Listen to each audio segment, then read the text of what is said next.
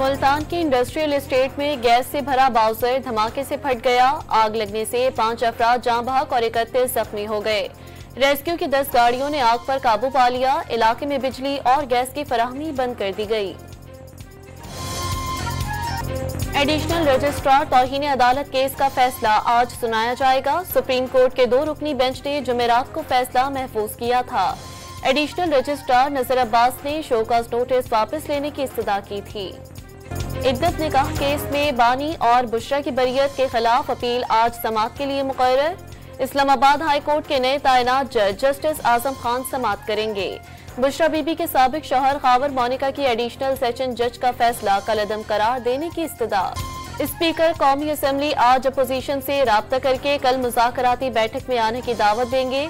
Judicial commission यकतरफा तौर पर नहीं बनाया जा सकता, बैठेंगे तो बात आगे बढ़ेगी। मुज़ाकराती टीम के रुकन इजाजुल हक की डॉन न्यूज के प्रोग्राम दूसरा रुख में गुफ्तगू।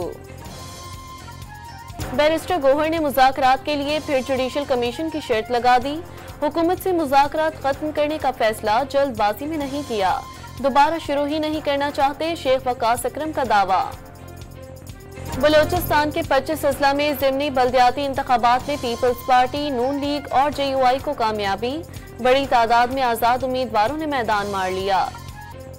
स्टेट बैंक आइंदा 2 माह के लिए नई मॉनिटरी पॉलिसी का ऐलान आज करेगा। इक्तसादी माहिरीन ने शरह सूद में मजीद 1.5 से 2% कमी का इम्कान जाहिर कर दिया। अमरीकी सदर डोनाल्ड ट्रंप ने इसराइल को 2000 पाउंड वजनी बम फराहम करने की इजाजत दे दी। इसराइली वजीर आजम नेतन्याहू का इसराइली हिमायत करने पर ट्रंप से इजहार तशक्कुर। मुल्तान टेस्ट में पाकिस्तान अपनी पोजीशन दूसरी इनिंग्स आज आगे बढ़ाएगा। वेस्ट इंडीज का जीत के लिए 254 रन का हदफ।